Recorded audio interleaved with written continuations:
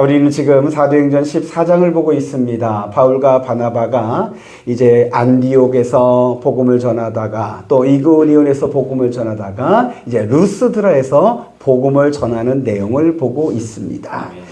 이제 루스드라에서는 회당에서 복음을 전하지 않고요, 시장의 공터에서 복음을 전하고 있는데 사람들이 귀담아 듣진 않았습니다. 그런데 한 사람, 바울이 전하는 복음을 경청하여 들은 사람이 있었습니다. 그 사람이 누구였냐면은 나면서부터 걷지 못하는 장애를 가진 사람, 그 시장 공터의 한 곳에서 구걸하고 있는 그 사람이 복음의 말씀을 집중하여 경청하여 듣고 있었습니다. 그러다가 바울이 복음을 전하다가 그 사람을 주목하여 봅니다. 그러더니 그에게서 구원받을 만한 믿음 있는 것이 보이게 되어서 바울이 큰 소리로 선포합니다. 내 발로 일어서라. 그래서 바울은 이 사람이 걷지 못하는 장애가 있는지 알았을까요? 그런데 성령의 감동에서 이런 선포를 한 줄로 믿습니다. 그랬더니 성령이 역사하셔서 그 사람이 일어나 걷게 된 줄로 믿습니다. 그래서 지난 시간에 이 사건을 통해서 눈이 맞으면 믿음이 역사한다 라고 제목으로 설교했습니다. 여러분, 오늘 예배 시간을 통해서 주님과 여러분의 눈이 맞는 오늘 이 귀한 시간이 되기를 소망하고 축복합니다. 자, 오늘은 이 사건 이후에 루스드라에서 또 어떤 일이 벌어졌는지 그것을 더 보도록 하겠습니다. 이 사람이 나면서부터 걷지 못한 장애를 가진 이 사람이 바울의 선포를 통해서 그 사람이 일어났고 걸었습니다. 이 기적을 이제 시장에서 지나가는 사람들이 보았습니다. 자, 여러분, 그들이 기적을 보고서는 어떻게 반응하는 게 정상입니까? 아, 바울이 말하는 저 소리가 진리구나. 저가 말하는 예수를 믿어야겠구나. 이렇게 반응하는 게 정상이죠. 아멘 작은 이 정상이 아닌가 봐요. 그러면 그들이 지금 어떻게 반응하는 게 정상일까? 아, 바울이 저렇게 능력을 행했으니 저 사람은 신이다. 저 사람이 지금 제우스가 우리 가운데 온 제우스다. 저 사람을 섬기자. 이렇게 반응하는 게 맞겠죠? 아, 이것도 아닌가 봐요. 뭔가 좀 이상하죠? 근데 사람들이 이렇게 반응을 한 거예요. 바울이 행했던 그 기적을 보고서 야, 신들이 오셨다. 제우스와 헤르메스 신이 오셨다. 라고 그렇게 소리쳤어요. 여기서 제우스와 헤르메스 신은 이제 그리스 신화에 나오는 신입니다. 제우스는 신들의 최고 대빵의 신이고요. 헤르메스는 신의 그 메시지를 전하는 전령자 신입니다. 그런데 왜 바울을 헤르메스라 하고 바나바를 제우스라 했을까? 여러분, 능력 행한 사람은 누구예요? 본문 보니까 바울이에요. 그런데 지금 여러분 보시면 아시겠지만은 바울은 헤르메스고 제우스를 바나바로 그렇게 불렀어요. 왜 그랬을까? 그래서 제가 이제 이런 것도 궁금해서 찾아보니까 이렇게 해석한 분이 계시더라고요. 바나바는 풍채가 좋고 인물이 잘생겨서 아, 정말 저 사람은 신이 제우스가 올만한 분으로 그렇게 보여서 제우스라 했고, 바울은 조금 못생겼고 키도 작고 또 뭐 대머리고 또 말 잘하니까 전령자 헤르메스가 왔다. 그렇게 불렀다라고 해석했더라고요. 이게 세상은 사람들을 외모로 봐요. 그러나 여러분, 복음은, 교회는 사람을 외모로 보지 않습니다. 하나님은 중심을 보고 또 복음은 사람을 차별하지 않습니다. 복음 안에서 다 구원받아야 할 사람이고 구원받은 다 하나님의 자녀고 천국 백성으로 서로 사랑하는 게 교회인 줄로 믿습니다. 자, 이렇게 바울과 바나바를 이제 제우스와 헤르메스라 하면서 사람들이 소리 지르는데 이 소리가 멈추질 않는 거예요. 급기야는 한 사람이 소를 데리고 오고 또 화환들을 가지고 온 거예요. 이 사람이 누구였냐면은 제우스 신당의 제사장이었어요. 이제는 완전히 제사하려고 준비해 온 거예요. 화환을 바울과 바나바에게 씌워주고 소를 잡아서 제사하려고 합니다. 자, 이 사건이 이제 벌어지니까 바울과 바나바가 가만히 있을 수가 없어요. 어떻게 했을까요? 14절입니다. 여러분 14절을 보시기 바랍니다. 14절 시작. 두 사도 바나바와 바울이 듣고 옷을 찢고 무리 가운데 뛰어 들어가서 소리 질러. 바나바와 바울이요, 옷을 찢었다고 합니다. 성경에서 옷을 찢는다는 얘기는 정말 긴박한 그리고 간절한 자기의 의사를 표시하는 방법이에요. 그러면서 이제 왜 옷을 찢었습니까? 이들은 우리가 그런 신이 아니다. 지금 그 사람들이 하는 것을 막기 위해서 긴박하게 간절하게 의사를 전달하기 위해서 옷을 찢었습니다. 사실 바울과 바나바를 신으로 이렇게 모시고 제사하는 이것이요, 이들에게, 바울과 바나바에게도 유혹이에요. 웬 유혹일까? 여러분, 안디옥이나 이고니온에서 복음을 전할 때는 사람들이요, 바울과 바나바를 매로 때렸고 안디옥에서는 돌을 던져 죽이려고 했어요.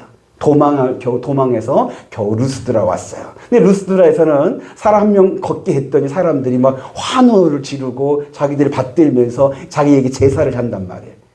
마침 이것을 잘못 생각하면은 기쁘게 여기면서 이것을 이용하려는 그런 생각을 가질 수도 있어요. 근데 이것은 유혹이에요. 이단의 교주들이 사실은 이런 유혹에 빠진 거예요.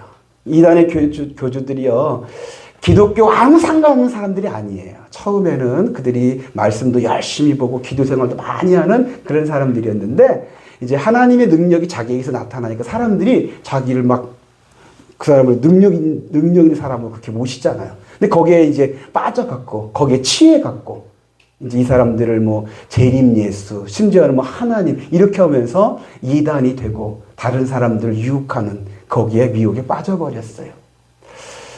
여러분, 그런 곳에 현혹되지 않기를 바랍니다. 현혹된다는 말을 쓰니까 생각이 나는 게 있는데, 앞에 지금 꽃이 만발했어요.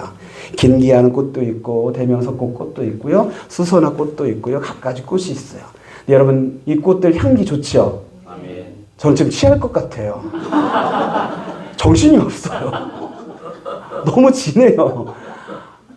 여기 가져오신 우리 집사님의 그 사랑, 정성을 봐서 그때 감사한데, 근데 이곳에 취하면, 오늘 여러분들의 시선이 꽃들에게만 머물며 있으면, 야, 저 꽃 예쁘다, 향 참 좋다, 그것만 보고 있으면 이 꽃이요, 본래는 하나님을 찬양하는, 하나님 예배하는데 도구인데 하나님을 가리는 유혹이 되어버릴 수도 있어요. 사실은 이런 꽃뿐만이 아니라 이런 유혹에 제일 취약한 게 목사예요. 지금 복음을 전하는 바울과 바나바가 지금 그런 유혹을 받은 거고요. 그리고 우리 한국 교회의 수많은 목사님들도 이런 유혹을 받습니다. 교회에서 설교 잘하고, 은혜롭게 설교 잘하는 거, 이런 목사님들 그게 잘하는 거 좋지요. 근데 설교 잘하고, 찬송도 잘하고, 기도도 잘하고, 목회 잘하면요, 성도들이요, 목회자를 어떻게 대할까요? 처음부터 신으로 보시진 않습니다. 근데 이제, 하나님의 사자, 또 하나님의 거룩한 종님, 그렇게 하고, 또 어떤 분은 목자라고 부르기도 하더라고요. 저희 선배 목사님이 저한테 자기 그 카톡을 보여주는데, 문자를 보여주는데, 자기 성도가 보낸 문자인데 뭐라고 했냐면, 우리의 목자이신, 이렇게 보낸 거. 자기가 교회에 이렇게 칭호받는데요. 근데 전 그거 보고 놀랬어요. 목사를 부르는 게 여러분 별거 아닌 것처럼 보이죠? 아니, 이건 별거예요. 큰일 날 일이에요, 사실은. 여러분, 교회에서의 우리의 목자는 예수님이에요. 예수님이 선한 목자고 우리는 사건 목자, 여러분 그거 아니에요. 여러분, 목자는 오직 예수님 한 분이셔요. 목사를 목자로 부르는 순간 그것은 하나님을 가리는 것이 돼버려요. 근데 이걸 또 이 유혹에 빠지는 목사님들, 이것을 이용하는 목사님들이 간혹가다 있어요. 예전에 니좀은 좀 덜 하는데, 예전에 목사님들이 설교를 할 때 구약 성경에서 하나님께 쓰임 받았던 여러의 그 믿음의 사람들을 있잖아요. 모세나 다윗이나 또 엘리야나 제사장들, 선지자, 또 왕, 이런 성경에 나온 좋은 것들 다 목사에게 다 적용시켜요. 그래서 목사가 이런 존재라고. 성도들이 목사를 섬기도록 그렇게 설교하는 분들도 계셨어요. 여러분, 그러다 보니까 그 목사님이 교회에서 신처럼 군림을 해요. 교회 성도들이 하나님을 섬기는 것이 아니라 목사를 섬기는 그런 교회들도 있었어요.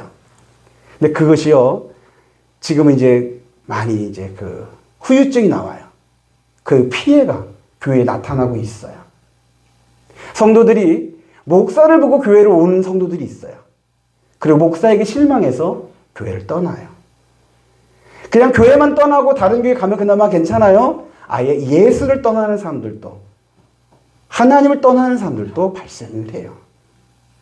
이런 사람들은 사실은 예수 믿는 것이 아니라 목사 믿는 신앙을 가졌던 거예요.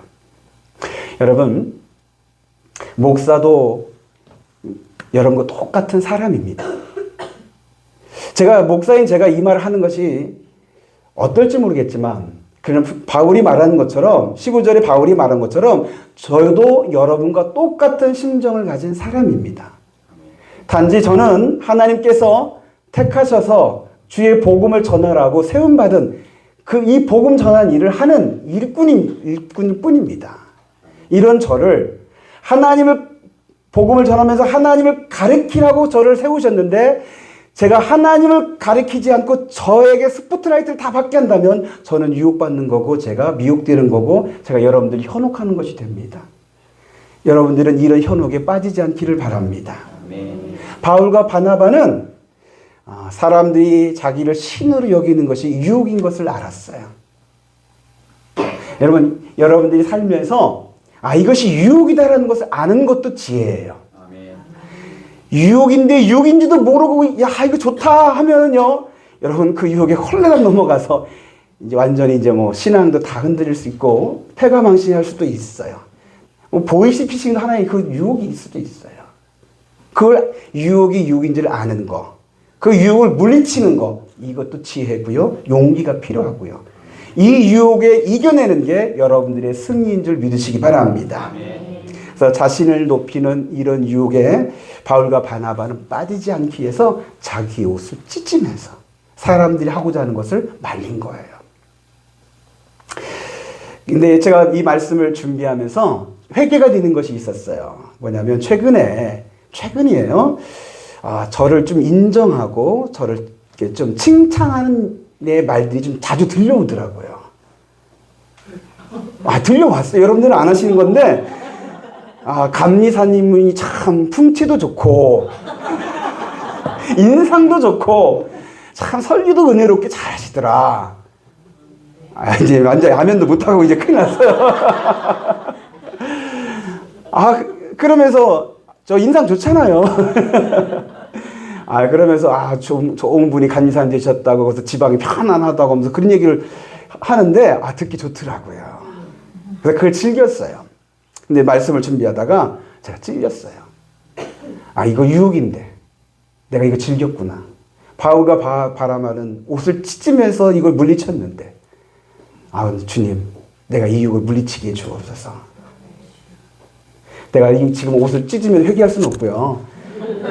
지금 제 마음을 찢으면서 회개했어요. 여러분, 우리의 신앙은요, 자기를 높이기 위한 방법이 아니에요.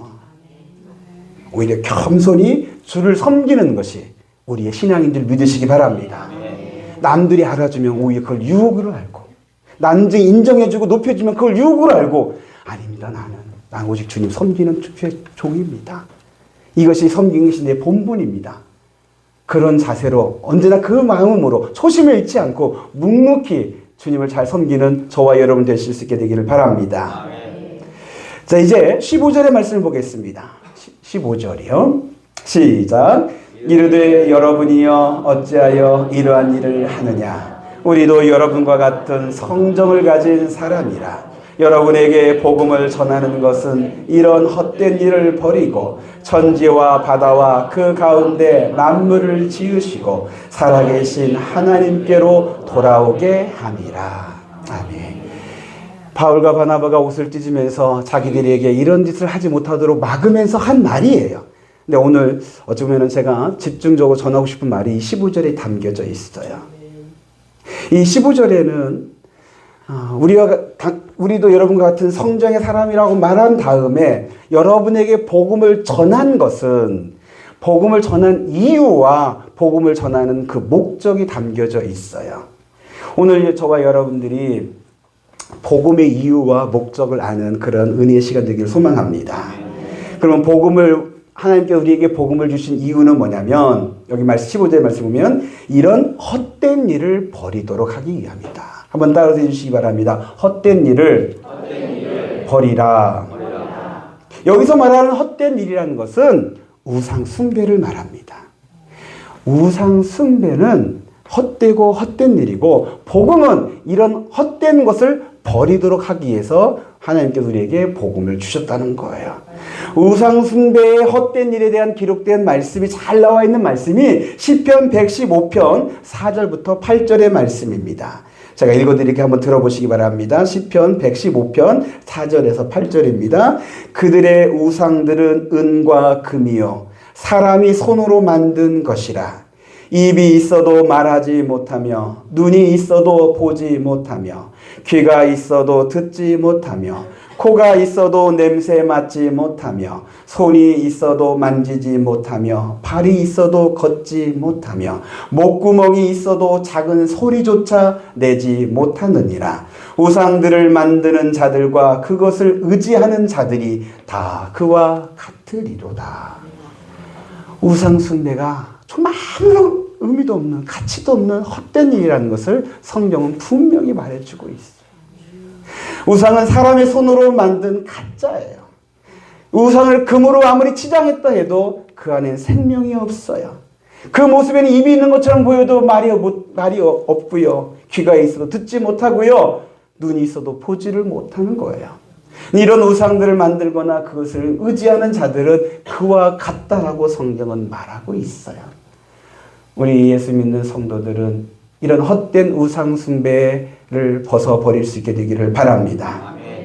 근데 여러분들은 사실 이런 우상을 만들거나 의지하는 그런 분은 아니라고 저는 믿고요. 그런데 제가 우상 숭배에 대한 말씀을 성경에서 하나 더 말씀을 드리려고 해요. 우리 한번 더 생각해 봐야 할 것이 있어요. 골로새서 3장 5절 말씀에 이런 말씀이 있어요. 탐심은 우상 숭배니라. 한번 따라서 해주시기 바랍니다. 탐심은 우상 숭배니라. 사실 저와 여러분들은 어떤 형상에다가 그걸 기도하고 절하는 이런 우상 숭배는 안 하는데 이 탐심의 우상 숭배는 우리가 사실은 좀 벗어버려야 돼요. 예수 믿는 우리 그리스도인들이요, 이게 좀 빠지는 경우가 지금 자꾸 있어요. 교회 다니면서도 예수 믿는다고 하면서도 이 탐심이라는 우상 숭배를 가지고서 신앙생활 하시는 분들도 있어요. 탐심이 왜 우상 숭배냐? 여러분, 탐심은요, 마치 밑 빠진 독에 물 붓기예요. 이 탐심을 채울 수 있는 것은 아무것도 없어요. 내가 이만큼 채워지면 만족하겠지 했는데 그만큼 채워졌어요. 그러면 만족하느냐? 아니에요. 더해요. 더 채우고 싶어요. 더 갖고 싶어요. 더 누리고 싶어요. 그래서 거기에 자꾸 빠지게 되고 그게 전부인 것처럼 헛된 곳에 내 마음을, 내 인생을 거기에 빠뜨리게 하는 헛된 우상 숭배예요. 한 예를 들어서 제가 이것을 어떻게 예를 들까 하다가 그냥 다른 거 얘기 들지 말고 그냥 우리 교회 예를 한번 들어봤어요. 우리 교회가 한 10명 정도 모여서 예배할 때가 있었어요. 그때 저의 마음은 우리 교회가 30명만 되면 좋겠다 했어요. 그래서 2년 전에는 20명 정도 예배 드렸을 때 30명 왜 이렇게 넘기 힘들까? 하나님 30명만 되면 내가 너무 좋겠습니다. 그렇게 기도했었어요. 하나님이 제 기도를 들어주셔서 오늘 지금 여러분 보시면 아시겠지만 한 35명 정도 앉아 계셔요. 정확하게 몇 명인지 몰라요. 30명 넘었어요. 그런 제가 만족하고서 하나님 좋습니다. 이대로 만족합니다. 이제 이 30명 이들과 함께 하나님께 영광 예배 올려드리고 힘을 합쳐서 복음을 열심히 전하겠습니다. 이런 마음을 가지면서 목회하면 좋은데 자꾸 또 어떤 생각이 들까요? 50명 50명이 됐으면 좋겠다. 또 어떤 분은 50명 갖고 되겠습니까? 100명은 있어야겠죠? 여러분, 안 채워져요. 교회 거룩하다고 하는 교회조차도 이 탐심의 우상 숭배에 빠지면 헛된 곳에 그냥 빠져서 허적거리는 그런 모습이 될 수도 있어요. 사실 한국의 많은 교회들이 이 탐심의 우상 숭배에 빠져서 허적거리고 있는 거예요. 교회의 목적이 마치 사람 모으는 것처럼, 많은 사람 모이면 목회 성공한 것처럼. 여러분, 교회는 사람 모이는 곳이 아니에요. 사실 모여서 예배하는 것도 맞지만 흩어져서 복음 전하는 게 교회의 목적이에요. 몇 명 모이냐가만 중요한 거 아니에요. 교회가 이 구원의 방주의 사명을 얼마나 잘 감당했느냐, 이것을 위해서 어떻게 우리 헌신했느냐, 희생했느냐, 이게 교회의 바른 모습인데, 그냥 몇 명 모이는 것만 초점 두다 보면은, 그러면 100명 모이면 만족할까? 500명 모이면 만족할까? 예전에 제가 대전에서 부목사 할 때요, 그 교회는요 1년에 100명씩 모이는 교회였어요. 전도가. 그래서 처음엔 제가 갈 때 한 300명 있는데 한 2년 만에 500명 되더라고요. 대단하죠. 근데 만족할까요? 아니요. 1000명 바라고 목회하시더라고요. 1000명 됐어요. 만족할까요? 아니요. 2000명 되고 바라고 목회하시더라고요. 끊임없더라고요. 거기에 빠지면 거기에 허덕거려요. 현혹되지 말아야 돼요. 근데 교회만 그럴까? 전 우리 성도들의 신앙의 모습에서 탐심을 채우려는 신앙의 모습이 있는 것이 자꾸 보여요. 이런 헛된 것에 벗어버리라고, 벗어나라고 하나님께서 우리에게 복음을 주신 줄로 믿습니다. 여러분, 복음은 우리에게 생명이 거기에 있지 않다. 너가 원하는 거 채운다고 해서 평안 있고 기쁨 있고 생명 있는 거 아니다. 생명은 우리 주 예수 그리스도의 십자가와 부활에 있다. 그리고 탐심을 채우는 게 우리의 목표가 아니라 오히려 예수 그리스도 안에서 나를 내려놓는 것. 나는 죽고 예수가 사는 것이 진짜 생명의 길이라는 것을 말씀해 주는 게 복음이에요. 여러분들이 예수 이름 불러가면서 여러분들의 마음에 있는 탐심을 채우려는 그런 신앙이 아니라 예수 이름 부르면서 나를 내려놓는 그 신앙을 모습을 가질 수 있게 되기를 바랍니다. 이것이 복음을 우리에게 주신 이유고요. 그리고 복음을 주신 목적, 이 15제도 나와 있어요. 그게 뭡니까? 후반부에 보니까 살아계신 하나님께로 돌아오게 하는 것. 한번 따라서 해주시기 바랍니다. 살아계신 하나님께로 돌아오게 하는 것. 여러분, 원래 하나님이 사람을 지으셨어요. 창세기에 다 나와 있잖아요. 하나님과 사람이 화목하게 지냈어요. 그런데 사람이 죄를 지으면서 하나님에게서 떠나게 되었어요.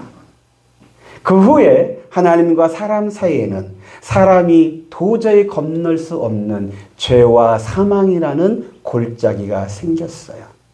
이것을 건너야만 하나님께로 갈 수 있는데 이 죄와 사망이 나와 하나님 사이를 가로막는 커다란 골짜기였어요. 근데 이 골짜기를 건널 수 있는 다리를 하나님께서 놓아주셨어요. 그 다리가 복음이에요. 이 복음이란 다리를 통하여서 하나님께로 갈 수 있게 되는 거예요. 복음은 우리를 하나님께로 인도합니다. 여러분, 복음의 내용은 예수님 이야기입니다. 예수님께서 사람의 형상으로 이 땅에 오셨다는 것이 복음이고요. 그 예수님이 우리를 대신하여 십자가에 죽으셨다는 것이 복음이고요. 그 십자가에 죽으신 예수님이 사흘 만에 다시 살아나셨다는 부활의 소식이 복음이고요. 예수님이 부활하신 예수님이 하늘로 승천하시어 하나님 보좌 우편에 앉아 계시다는 이 내용이 복음이에요.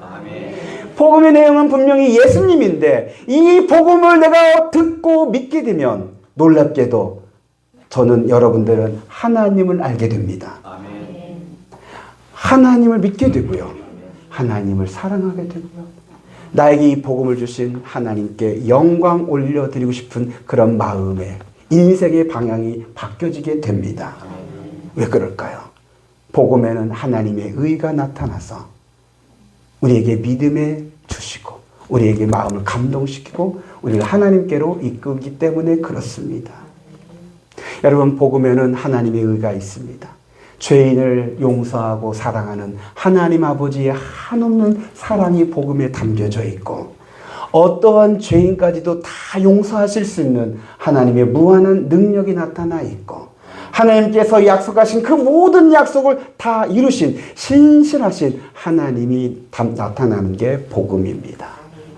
그래서 복음은 우리를 하나님께로 이끕니다.